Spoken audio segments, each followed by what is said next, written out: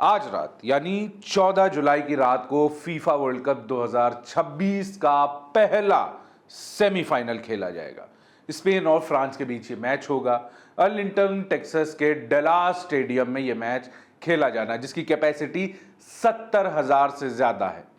Fans अपनी team को support करने मैदान में जुटेंगे। इस वेन्यू पर टूर्नामेंट का आखिरी मैच भी है और पूरे वर्ल्ड कप में सबसे ज्यादा मैच इसी डलास स्टेडियम में ही खेले गए हैं। दोनों टीमें इस वर्ल्ड कप में यूरोप की टॉप रैंक वाली टीमें हैं और अब तक ये दोनों टीमें पूरे टूर्नामेंट में एक भी मैच नहीं हारी हैं। फ्रांस क्वार्टर फाइनल में मोरक्को को 2-0 से हराकर यहां पहुंची है। वहीं स्पेन ने बेल्जियम को 2-1 से हराया है।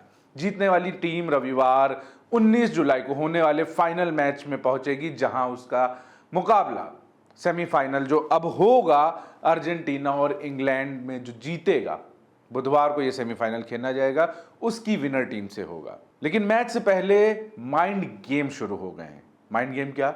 दोनों टीमों को खिलाड़ी और कोचों के बयान ने माहौल गर्म कर दिया है। फ्रांस के कोच दिदिये देशा ने खुलकर टीम को इस सेमीफाइनल में फेवरेट करार दिया है। वहीं स्पेन की तरफ से लामिने यमाल ने अपने पिछले 2 मैचेस का जिक्र करते हुए कहा कि उनकी टीम को फ्रांस से डरने की जरूरत नहीं है, बल्कि अगर किसी को डरना चाहिए तो वो फ्रांस है, क्योंकि स्पेन ने अपने पिछले दोनों मुकाबले जो उनके खिलाफ खेले गए थे वो जीते हैं।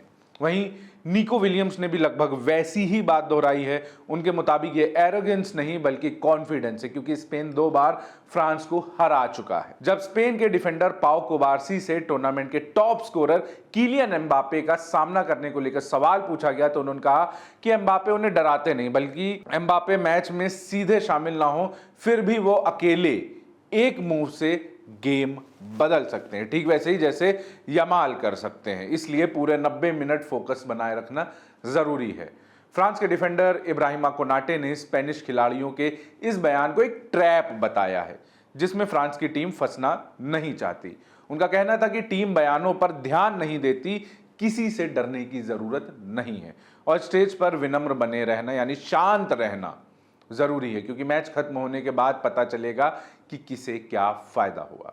फ्रांस ने इस वर्ल्ड कप में अब तक 5 मैचों में 13 गोल किए हैं, जिसमें से अकेले किलियन एम्बापे के 8 गोल हैं। नॉकआउट राउंड में फ्रांस ने स्वीडन, पैराग्वे और मोरक्को को हराया है और इन 3 मैचेस में एक भी गोल कंसीड नहीं किया।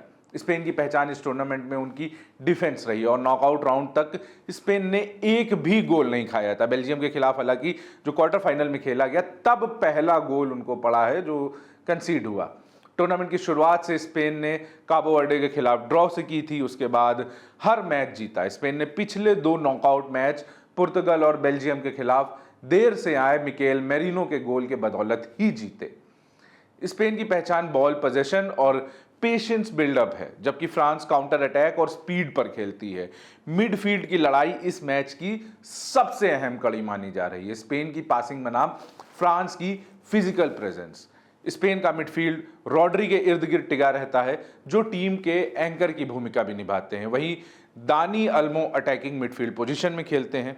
फ्रांस की तरफ से मिडफील्ड में ऑरेलिया चुआमेनी और मानू कोने की फिटनेस पर सवाल था, लेकिन दोनों के मैच में रहने की उम्मीद है। यह तय होना बाकी है कि आद्रियान राबियो के साथ मिडफील्ड की बेस पर कौन खेलेगा। स्पोर्ट्स एनालिटिक्स कंपनी ऑप्टा के मॉडल के मुताबिक फ्रांस के नियमित समय में जीतने की संभावना 42% है, स्पेन की 31% है, जबकि मैच के एक्स्ट्रा टाइम में जाने की संभावना 26% आ गई है। स्पेन के मेन कोच लुई दे ला फुएंते के पास चोटों को लेकर राहत की खबर है। निको विलियम्स और येरेमी पिनो दोनों मिड टूर्नामेंट इंजरी से उबर कर अब बेंच पर वापस आ चुके हैं। विंगर विक्टर मुनोज को लेकर संशय बना हुआ है, लेकिन बाकी स्क्वाड पूरी तरह फिट है। संभावित लाइनअप में उनाई सिमोन, गोल पोस्ट पर पेड्रो पेरो, पाउ कुबार्सी, एमरिक लापोर्ते और मार्क कुकुरेया, रॉड्री, पेद्री और दानी ओल्मो, जबकि लामिने यमाल, मिकेल और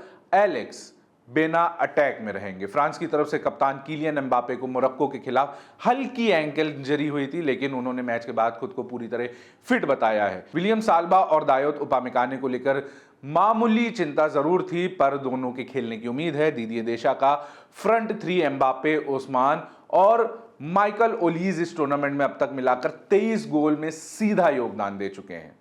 अब बात करते हैं उन खिलाड़ियों की जिन पर सबकी नजर रहेगी। किलियन एम्बापे इस टूर्नामेंट के टॉप स्कोरर और गोल्डन बूट के दावेदार भी हैं। उनकी ओस्मान डोम्बेले के साथ पार्टनरशिप खास तौर पर असरदार रही है। दोनों ने समर एक दूसरे के लिए 19 चांस बनाए हैं। स्पेन की तरफ से लामिने यमाल इस टूर्नामेंट के सबसे युवा खिलाड़ियों और चर्चित खिलाड़ियों में से एक है। शुरुआती मैच में फिटनेस की वजह से बाहर रहने के बाद वह हर मैच में उतरे। मिकेल ने टूर्नामेंट में 4 गोल किए हैं और स्ट्राइकर पोजीशन में उनकी जगह पक्की मानी जा रही है। इसके अलावा सुपर सब मिकेल मोरिनो हाल के मैचेस में स्पेन के लिए मैच विनर साबित हुए हैं। पुर्तगाल और बेल्जियम दोनों क्वार्टर फाइनल में और उससे पहले के नॉकआउट मैचेस में देर से आए, लेकिन उन्होंने गोल स्पेन के लिए किए और जो ये गोल उनके जो गोल किए थे वो स्पेन को आगे अगले राउंड में ले गई। बता दें कि स्पेन और फ्रांस अब तक 38 बार आमने सामने आ चुके हैं। यूरो कप 2024 के सेमीफाइनल में स्पेन ने फ्रांस को 2-1 से हराया था और उस मैच में कई चेहरे ऐसे थे जो इस बार भी दोनों टीम में मौजूद हैं, यानी दोनों मैचेस में जो टीम बिल्डअप है वो लगभग सेम है। खास तौर पर एम्बापे और लामिने यमाल जो उस दिन भी आमने सामने थे। इससे पहले 2021 में नेशंस लीग के फाइनल में फ्रांस ने स्पेन को 2-1 से हराया था, यानी दोनों टीमों के बीच पिछले 2 बड़े नॉकआउट मुकाबलों में 1-1 जीत बटी हुई है। वर्ल्ड कप के मंच पर दोनों टीमें इससे पहले एक बार सिर्फ 2006 में आमने सामने आई थी, यानी 20 साल बाद अब ये दोनों टीमें एक दूसरे के आमने सामने आ रही हैं, जिसमें फ्रांस ने बाजी मारी थी 2006 वाले मैच में। फ्रांस के लिए एक मौका है 2022 कतर वर्ल्ड कप में रनर अप रहने के बाद तीसरी बार खिताब जीतने का। स्पेन के लिए 2010 की इकलौती वर्ल्ड कप जीत के बाद पहली बार फाइनल में पहुंचने का एक बड़ा मौका है। कहते हैं कि जो किसी की तरफ नहीं होते वो सबकी तरफ होते, इन्हें न्यूट्रल फैंस कहा जाता है और यही न्यूट्रल फैंस फ्रांस को इस बार हल्का फेवरेट माने। ज्यादातर एक्सपर्ट्स के करीबी मुकाबलों की उम्मीद कर रहे हैं। स्पेन के मजबूत डिफेंस और फ्रांस की एम्बापे फोकस अटैक के बीच मैच के 1-2 गोल के दायरे में रहने के आसार हैं। क्या एनालिस्ट का यह भी कहना है कि मैच एक्स्ट्रा टाइम में भी जा सकता है, जैसा कि ऑप्टा के मॉडल में भी दिख रहा है। हालांकि आप किस टीम को सपोर्ट कर रहे हैं हमें कमेंट बॉक्स में जरूर बताएं। देखते रहिए द रेड माइक।